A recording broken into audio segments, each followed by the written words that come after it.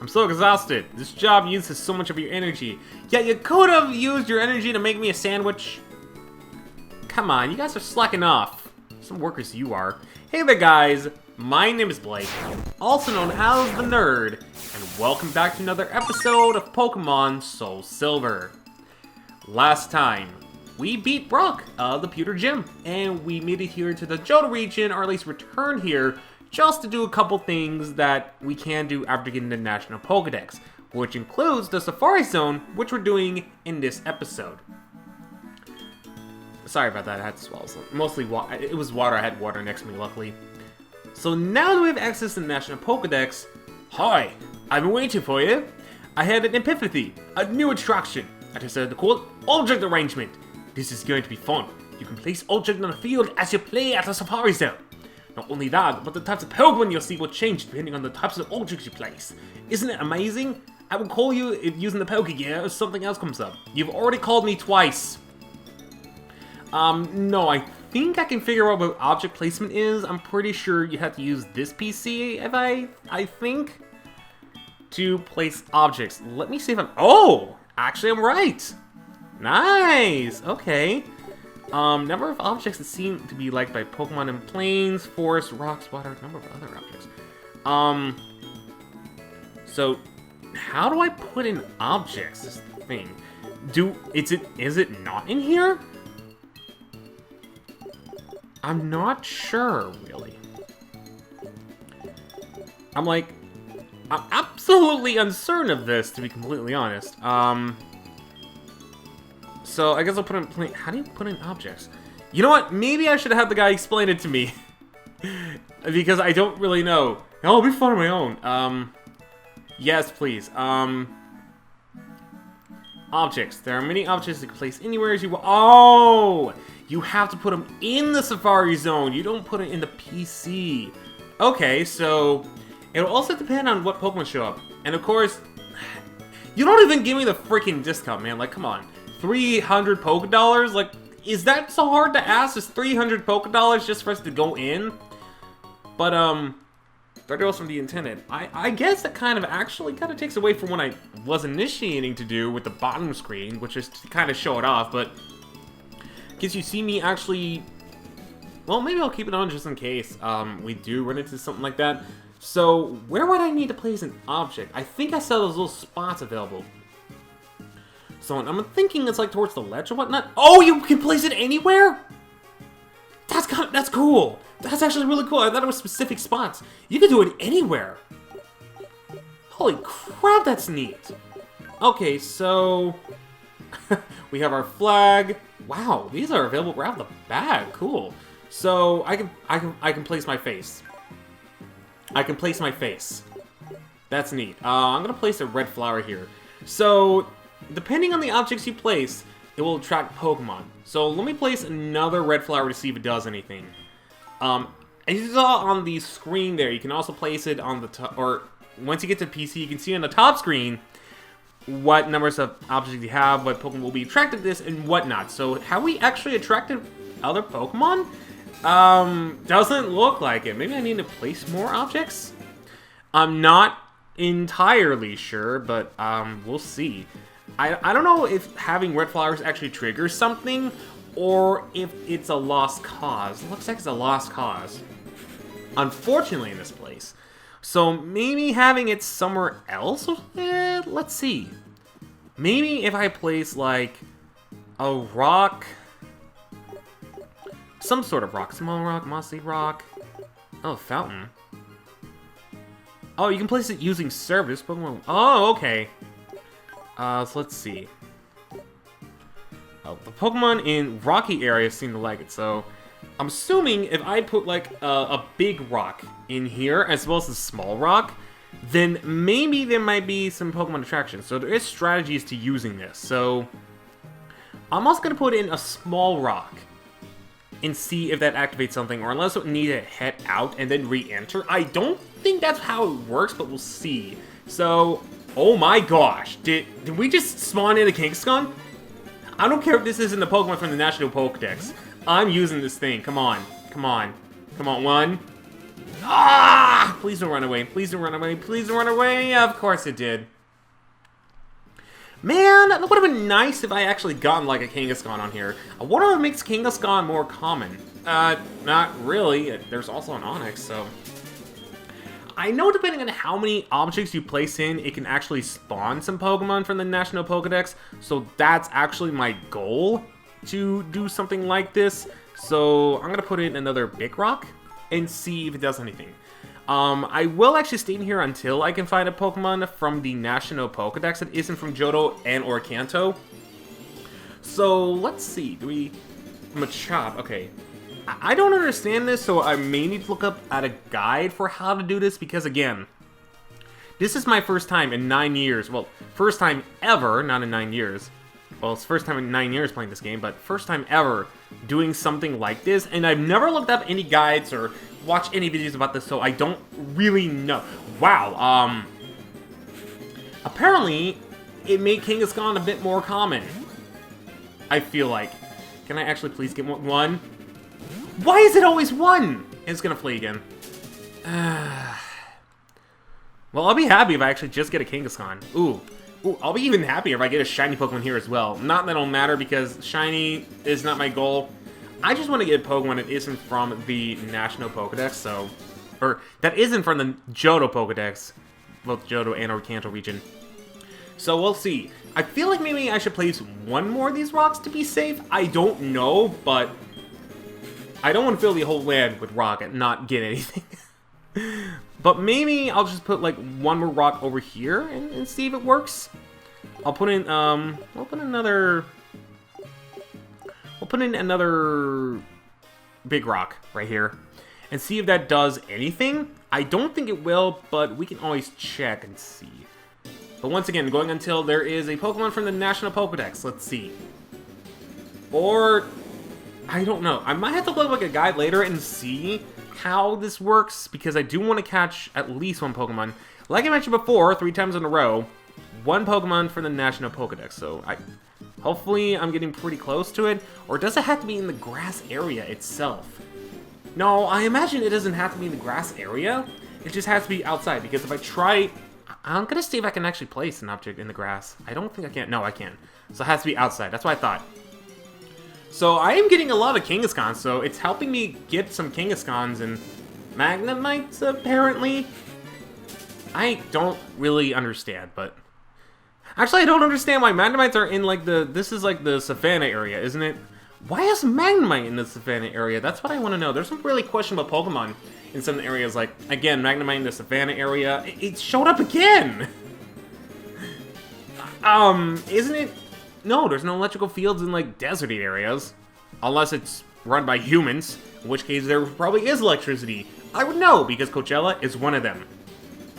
Okay, you're gonna get inside one of my Pokeballs. I don't care if you're not from the National Pokedex. I want one of these because this is a rarity. Come on. Not even one? And here comes the flea. Why are Kangaskhan so hard to find? I mean, why are they so hard to catch? Why are they so hard to find? I understand why, but why are they so hard to catch? Is the thing. Maybe I'll try it in a different area and see if it does something else. Otherwise, I just might have to move some stuff. Actually, wait, we can put a fountain here. We can see if different Pokemon spawn here. Or maybe this is where I need to put, the rocks. Okay, so I can put a fountain here. Anything else? No. Okay, so let's put a fountain here. And see if it spawns any different Pokemon. I'm pretty sure just doing that will trigger it. I'm not sure. Let's see. Or it just triggers a Magikarp. Do I need to put more than one fountain? I could totally do that if it needs more than one fountain. I don't want to be here decorating for too long. I just want to see if I could do some options. I'm pretty sure I can, but... See, maybe these 2 fountains will help. I was about to say, it can help spawn crash my game, apparently, even though it's a legit cartridge. It's not really helping in the slightest. So, maybe this isn't the right area to put fountains in? I'm not sure. But I know it depends on the number you have, so... I guess I could put another big rock in here. Water hole. Now let's put a big rock in here. and see if it does anything for the area. I'm pretty sure it won't, but again, it would be nice if I actually found a Pokemon that wasn't in the Johto area. Slowpoke. I might have to look it up real quick to see, like, the whole object guide thing, because I myself am not entirely sure. I'll give it a couple more attempts here. From the looks of it, it kind of looks like they have higher levels compared to the other Pokemon in here. I'm getting way more Kangaskhan's than I thought. I'll just be happy if I get a Kangaskhan here. But we'll see how it goes. Of course. And you're gonna run away, aren't you? Oh! You're the first Kangaskhan that's actually stayed. Please stay. I'm not gonna risk anything. I can put in bait, but honestly, I don't want to do that. I don't want to do that. This is amazing. Holy crap. I have never had a Kangaskhan in this Safari Zone stay this long. Excuse me? Kangaskhan? What you doing? 2, 3. I got a Kangaskhan. It's not a national Pokemon, but I'll take it. I'll take it. Wow. Okay, this is a tutorial on... That is... Wow. That is really, really amazing.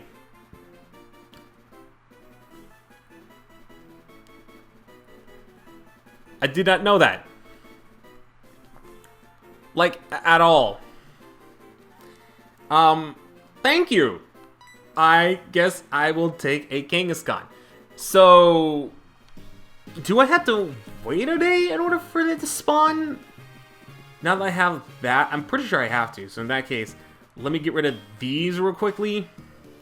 Can I say, after looking this up, the Safari Zone is way more complicated than I thought, but holy crap, it was the nature of this Kangaskhan. Calm. That would explain why I didn't run away. Calm. Oh boy.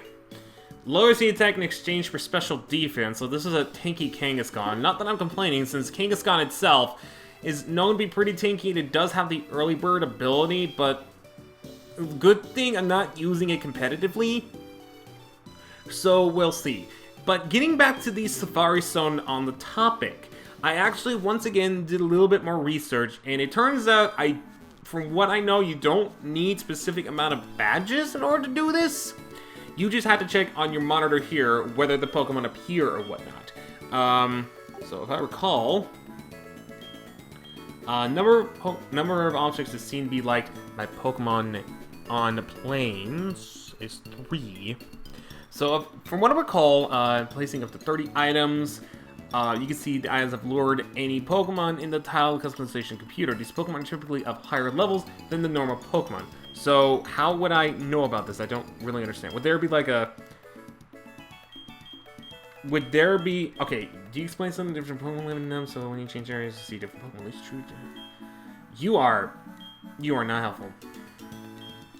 Alright, so I'm going to re-enter the Safari Zone super quickly and see if anything is different. But they are also higher levels if we were to encounter one of these Pokemon. I imagine because I have some plain items, it's not specific items, it's just based on the category. Because their items are subcategories from what I recall. So the flowers represent the plains. So flowers, suburbs, and whatnot. Once you have 3 of them, I'll be able to trigger a special Pokemon here. And I have 3 of them. Fortunately, it doesn't look like the thing shows me whether or not these pop up. And that's quite unfortunate since this is so confusing to me. Like, all of this, it's just so confusing. It really, really is. And I don't know why. But maybe I have to wait like a day or whatnot to see. Oh my gosh, there it is! Yo, we did it! There it is! There it is! Okay, so there's a magnetric. If you put in 3 plain objects, you can get a magnetric in here. I don't know if they spawn more frequently or if it's just a one-time thing. But I do want to catch this thing, not because it's going to be a team member, but because of the special perks it has. And depending on how many objects you place in there, will depend on what Pokemon shows up. So, we have a Magnetric, so all I had to do was re-exit the whole thing, and then they just show up. And actually, if you put in more objects, the amount of days it requires specific... Okay, so let me explain it a little bit better, since I don't think I'm explaining it very well, because I got so excited by the Magnetric. Some Pokemon require more objects, but as days go by, it needs less and less objects. So, Magnetric is available from the moment you put in those 3 little flowers that I put in there, or the plain objects. Some specific Pokemon require more objects, but the more time you spend outside the Safari Zone, or the more days you have on here, the less it takes. So, for instance, Laren, I believe I read, needs like 24 rock objects, but as time goes on, you need less and less. Does Magnetric only appear once? What? Huh. Well, I hope not, because I really do want to catch one of these Magnetrics. Does it really only appear once?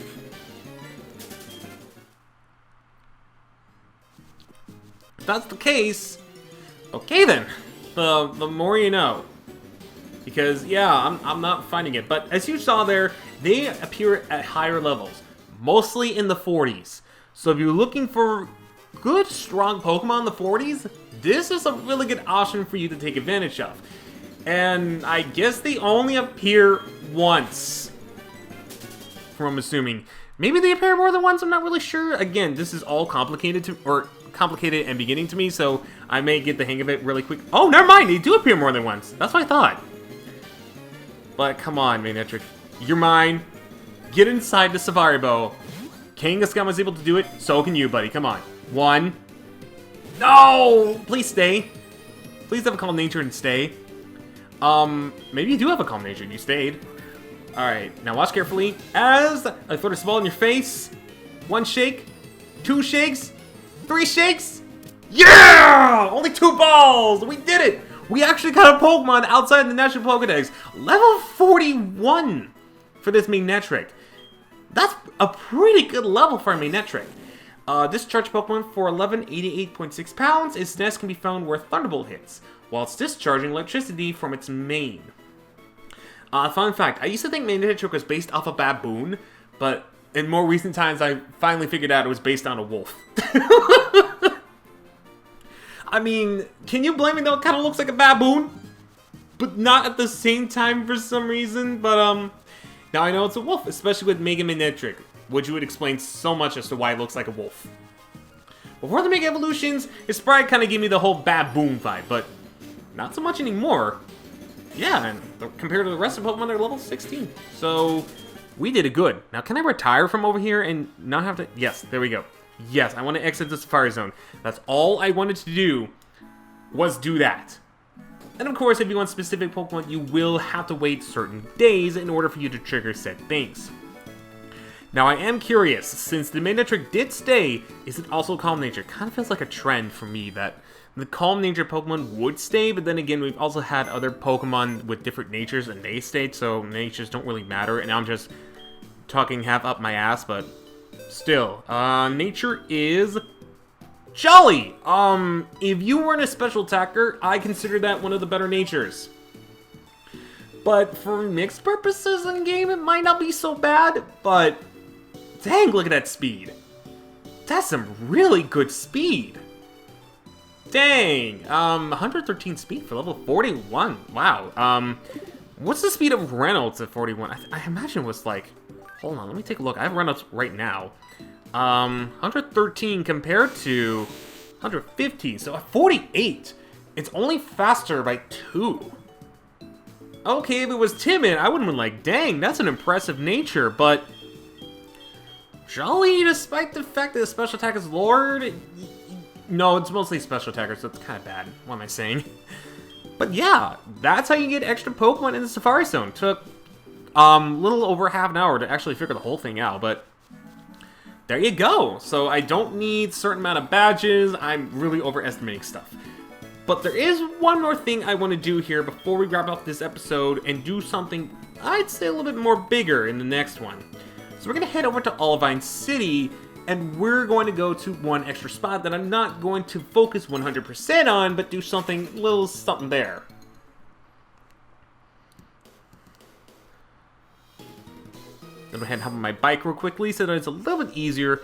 And you might have noticed this building here. Get off my bike real quick.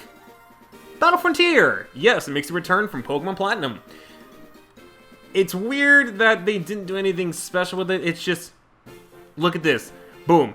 It's Battle Frontier. Wait for me! Oh my, I fell asleep. It ruined my chances of being the first to arrive here. Stupid, stupid me. Oak is calling us? Hello, this is Professor Oak. You're catching a lot of Pokemon, aren't you? Oak? Is that the whole reason you called me, just to say that one sentence? Are you kidding? Well, anyways, this is very similar to the Battle Frontier in Pokemon Platinum. And how did we get from Johto all the way to here? I will never, ever understand. Can't stop shivering, Johto, my family. It looks like you teleported from Johto. Okay, I have a theory about this. Maybe you teleport from Johto, from that building, to the Sinnoh region, in order for you to access the Battle Frontier, which is why the trees are so different, everything's so different here. Or it's like a very private area, only specifically for, first visit, yeah. Versus Recorder, we update first for a moment. Yeah, once you're in here, they upgrade the Versus Recorder, but there is one special thing I want to do, so I'm not going to cover everything about the Battle Frontier just yet. I know what the Battle Frontier is. I've done this before. Let me through. Thank you. Okay, so Battle Frontier, only here for one specific thing, and that is the Battle Tower, because if I recall, there is someone that'll check IVs, if I recall. Is he here? Or are you she? Yeah, just be even idle. Haven't got much work yet about Pokemon. Are you it? Or not? When I was young, some kind of unheard of. Where is the one that checks your IVs? Are you it? It as well be number 1. Are you it? Yes, you're the judge. Okay, so really quickly, I want to actually see if I'm correct on the IVs of the Pokemon. Not going to do it now, but I want to see if I'm 100% correct on my Pokemon in terms of the IVs. So let me go ahead and really quickly get the rest of my team over here, so that way we can actually fully determine our Pokemon. And actually, it's a really nice thing, considering the fact that I never checked to see what Fractal is. So let me check Fractal first and see. Potential is above average. Oof. Good thing I'm not using competitively. Indicating they say his best is special defense, and it's fantastic. So it's probably between the 20s, or between late teens to 20s. And above average is not really good. What about Oberon? Oberon is above average as well. Determination is final. Special defense, that's what I thought. So I am correct on the special defense part. What about Reynolds? I feel like it's at least relatively superior. How many above average do I have? Man, I'm incorrect. But I was right on the special attack, but it is fantastic according to this, so it's at least in the 20s, 30s, I will say that much. Vulcan, you better not disappoint. See, potential is... Oh, you disappoint! Best is speed. Okay, so that would explain so much. I'm actually really excited about Afterburner, because I know special attack is as high as, but I am just curious about everything else I see. Potential is decent. Jeez Louise. So I've gotten above average and decent, and that's it. Alright, Afterburner's last. Please don't disappoint me, Afterburner. Please don't disappoint me. Potential is above average. Well, at least I was right about the special attack. I'm just really lucky I still got the nature wall. I still could have. Holy crap, that's actually amazing. So that's the judge in a nutshell. And up to this point, or up to the 7th generation, where you can actually see via the PC, this was your only way of determining whether a Pokemon was good competitively or whatnot, which would explain why most people would use action replay stuff or PK Hex and whatnot. Not that I'm still for it in terms of modern day Pokemon, because there is plenty of different ways you can actually go around that. But back in 4th generation days, I can kind of understand why, considering the fact that it wasn't really all that helpful competitively wise, so having secondary sources seemed like the only way to go if you really wanted competitive stuff right off the bat without having to go through a bunch of grinding and a bunch of soft resets for legendaries. So in a ways, I can understand why they would do that back in those days. Heck, I did that back in... Well, I didn't use PK Hex, I used to actually replay to get level 100 Pokemon, but even those didn't have the best results. But if you were more of an expert, PK Hex probably would have been your best bet, even in 6th generation. Because there wasn't any specific ways to actually know where your IVs and EVs were. Wow, it's sunset already, holy crap. Then, yeah, that's kind of understandable. But I don't do that anymore. It was only 4th and 5th and 6th generation. But then 7th generation came around, and I tried to make it as legit as possible, because again, it is much easier to get competitive Pokemon. The only thing I really would have to worry about is the natures for 7th gen, but what the heck do I know? I haven't played competitively in years, so I don't really remember that much stuff about it. But what am I doing here in Ecruteak City of all things? Do I have repels? I should have repels, speaking of, before I end up this episode.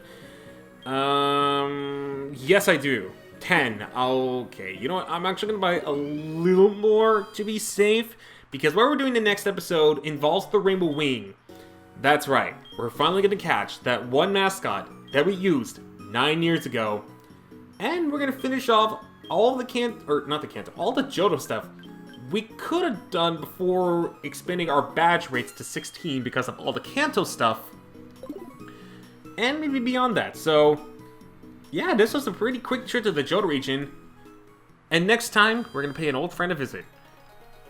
Any episodes you missed, check them out in the playlist down in the description below. With all that being said though, my name is Blake, also known as The Nerd, and I'll see you guys in the next episode. So until we meet again, do remember that Ecruteak probably has some of the best music in Johto. Ain't that right, Reynolds? Oh, I was about to say, what do you mean you don't agree with me? You're in the area! But luckily you're holding an item that is a yellow flower. Oh, at least it looked good on you while you were still holding it.